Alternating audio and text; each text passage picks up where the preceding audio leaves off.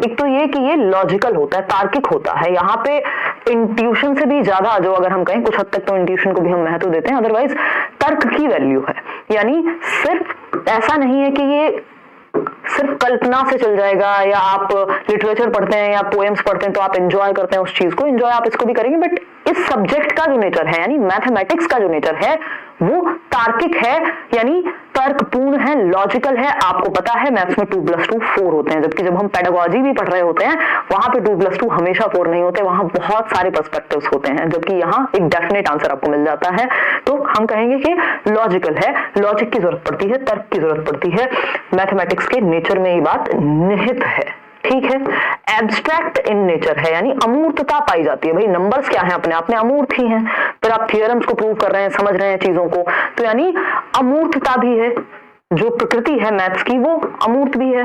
तो हमको कोशिश करनी है कि कॉन्क्रीट चीजों से जोड़ करके, कॉन्क्रीट क्या है, मूर्त, जिसको टच और फील किया जा सके, जैसे ये बॉटल है, तो हम कॉन्क्रीट चीजों का उदाहरण लेके उनका प्रयोग करके टीचिंग लर्निंग मटेरियल में, अपनी शिक्षण सहायक सामग्री में अमूर्त संपत्तियों को भी सिखा पाए, ठीक है। थर्ड पॉइंट अगर हम कहना चाहें, ऐसे बहुत सारे अन्य पॉइंट भी हैं कि भाई लॉजिकल होता है, एब्स्ट्रैक्ट होता है, ओपन एंडेड क्वेश्चंस आपको पूछने चाहिए जिससे बच्चे की थिंकिंग प्रोसेस बेहतर हो। थिंकिंग प्रोसेस बेहतर होगी तो लॉजिकल प्रोसेस बेहतर होगी, वो इमेजिन भी अच्छे से करेगा, वो बाकी चीजें भी जो है वो आपकी अच्छे से होंगी। एक और चीज है हायरार्किकल इन नेचर है, यानी पदानुक्रमिक है। जो मैथ्स है वो क्या है, पदानुक्रमिक है। पदानुक्रमिक बोले तो एक चीज दूसरी चीज से जुड़ी हुई है।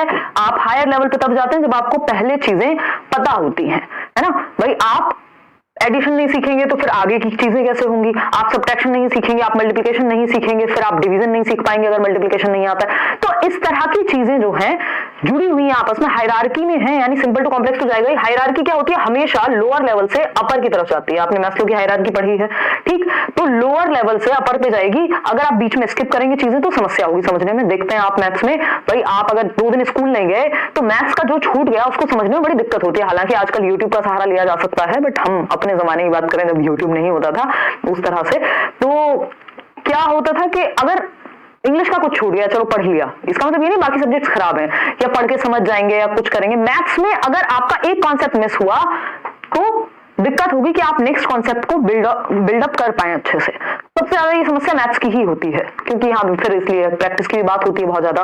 तो हायरार्किकल इन नेचर है, यानी पदानुक्रमक है। और एक चीज भी कही जाती है जो एनसीएफ कहता है आपका, टॉल शेप ऑफ मैथमेटिक्स।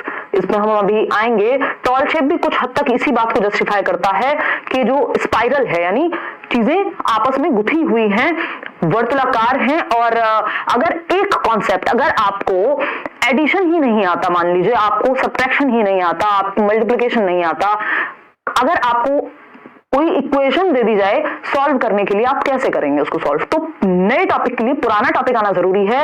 यानी टॉल शेप तभी बिल्ड होगी, जैसे हम एक बिल्डिंग बनाते हैं, जब ये वाली नींव जो है आपकी मजबूत हो, तभी आप नेक्स्ट टॉपिक सीख पाते हैं। स्पाइरल करिकुलम जैसी भी एक चीज होती है जो ब्रूनर कहते हैं। तो हमें ये ध्यान रखना है, ये क्या है, लॉजिकल इन नेचर है, एब्स्ट्रैक्ट है।